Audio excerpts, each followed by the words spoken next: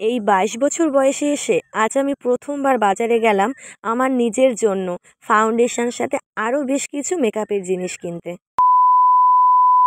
So hello everyone, কেমন আছো তোমরা সবাই? আজ আবারও যাচ্ছি আমি ধূপগুড়িতে কিছু কেনাকাটা করতে। আমাদের হালকা পাতলা কেনাকাটা মানেই ধূপগুড়ি। বাড়ির পাশে যদিও একটা ছোট বাজার আছে, ছোট বললেও ভুল হবে, আমাদের পাড়ার মধ্যে মোটামুটি বড় একটা বাজার। যাই হোক, তবুও কিন্তু আমাদের কিছু কিছু জিনিসের জন্য ধূপগুড়ি যেতেই হয়। আমরা এখন দাঁড়িয়ে রয়েছি ফণির মোড়ে, যেখান থেকে গাড়িতে উঠে আমরা ধূপগুড়ি যাই। আমাদের কিন্তু বেশ খানিকক্ষণ দাঁড়াতে হয়েছিল, কারণ আজকে ছিল রবিবার। সে কারণে গাড়ি খুব কম ছিল, আর তার মধ্যে গাড়িতে এত ভিড় ছিল আর কি বলবো। যাই হোক, আমরা কিন্তু ধূপগুড়িতে চলে এসেছি। এখন হেঁটে হেঁটে যাচ্ছি সোজা বাজারের দিকে।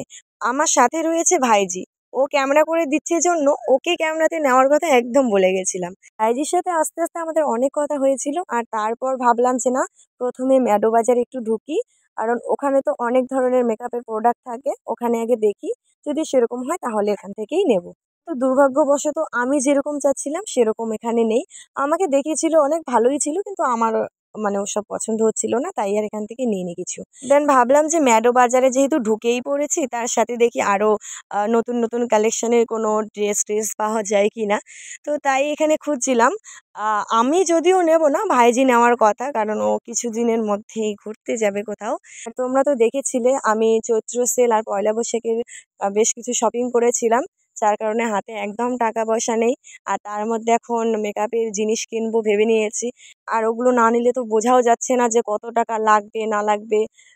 তো সে কারণেই আর আমিও এখান থেকে কিছু নিলাম না, ভাইজিরও কিছু পছন্দ হলো না।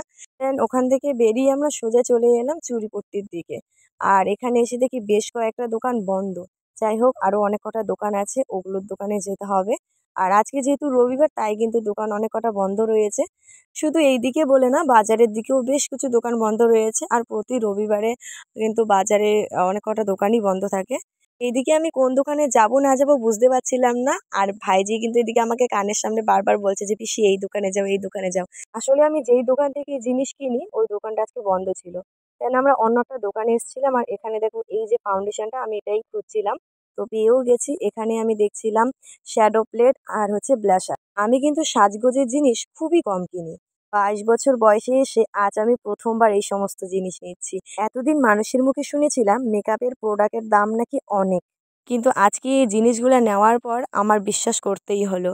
এই ৪-৫টা জিনিসের দামই নিল ১২৫০ টাকা। আরও বেশি চাচ্ছিল, আমরা তো কম টম করে নিয়ে চলে এসেছি। এখন চলে এলাম একটু ভিতর বাজারে, কারণ ভাইজি একটা লেহেঙ্গা দেখবে বলছে অনেকক্ষণ থেকে। এই দুজন মিলে চলে এলাম শাড়ির দোকানে। আর এই দোকানে কিন্তু সব সময় আসি আমরা। এখান থেকে আমি একটা শাড়ি নিয়েছিলাম দুর্গাপূজায়। তোমরা দেখেছিলে অনেকে হয়তো শাড়িটা, আর দোকানটা দেখেই হয়তো অনেকে বুঝতে পারছো যারা আগে ব্লগ দেখেছিলে।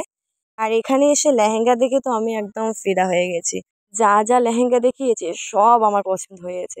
তোমরা কি জানো, আমি না এই এত বছর বয়সেও কখনো লেহেঙ্গা পরিনি। আর ছোটবেলাতেও মা আমাকে কখনো কোনোদিন লেহেঙ্গা পরায়নি। আমি ইচ্ছে করেও কোনোদিন লেহেঙ্গা নেইনি। কেন জানো? কারণটা হচ্ছে আমি আমার স্পেশাল ডেতে প্রথমবার লেহেঙ্গা পরবো বলে। এর থেকে আর আমি বেশি কিছু বলবো না। এখনই যদি সব বলে দিই তাহলে তো হয়েই গেল। যাই হোক, আমরা কিন্তু এখন চলে এসেছি অন্য আরেকটা দোকানে। আর এখানকার জামা কাপড়গুলো কিন্তু সেলে বিক্রি হয়। তো আমি এখানে এসে এমনি দেখছিলাম আর কি। খুঁজতে এসেছিলাম তো অন্য কিছু, কিন্তু পেলাম না, তাই এসবই একটু নেড়ে নেড়ে দেখছিলাম। নিবো না যদিও, কারণ আমার টাইট ফিট জামা একদম ভালো লাগে না। আমার তো লুজ জামা কাপড় পরতেই বেশ ভালো লাগে। তো বাজারে আমাদের সমস্ত কেনাকাটা কমপ্লিট। মার্কেট থেকে বেরিয়ে সোজা চলে এলাম আমরা আইসক্রিম খেতে, কারণ ভীষণ গরম পড়েছে। আর এখানে এসে তো মুড চেঞ্জ হয়ে গেল। ভাইজি নিল আইসক্রিম, আর আমি কি খাবো ভেবেই পাচ্ছিলাম না। খাওয়ার ইচ্ছে ছিল কিন্তু বিরিয়ানি, যেহেতু খুব গরম পড়েছে তাই আর আজকে বিরিয়ানি না খেয়ে অনেক ভাবার পর আমি এখানে নিয়েছি বাদাম শেক। তো যাই হোক, আমি আবার বেশি খেতে পারি না, একটু খেলেই হয়ে যায়। তো আমি কিন্তু পুরোটা খেতেও পারিনি, অর্ধেকও খেতে পারিনি। যাই হোক, আমি পরে ওটা ফেলে দিয়েছিলাম। এমনি কিন্তু খেতে ভালো, তবে মিষ্টি জিনিস আমার খুব একটা ভালো লাগে না। আমি প্রায় সময় এরমভাবে নিই আর কিছুটা ফেলে দিই। যাই হোক, এখানে যে দোকানটা আছে এটা কিন্তু গাড়ির মধ্যেই।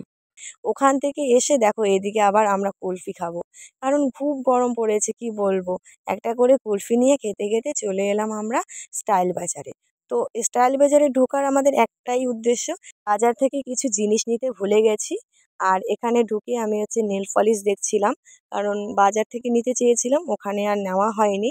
তাই আমরা স্টাইল বাজারে ঢুকলাম। তো এখান থেকে আমরা বেশি কিছু নিইনি, শুধু নিয়েছিলাম 3টে নেল পলিশ আর হচ্ছে 2টো ওয়েবস। আরও কিছু জিনিস নিতে ভুলে গিয়েছিলাম, যেটা আমার একদম বাড়িতে এসে মনে পড়েছে।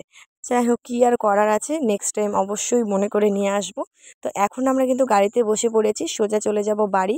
আর ব্লগটাও বেশি বড় করছি না, এখানেই শেষ করছি। দেখা হবে পরবর্তী ব্লগে। সবাই ভালো থাকবেন।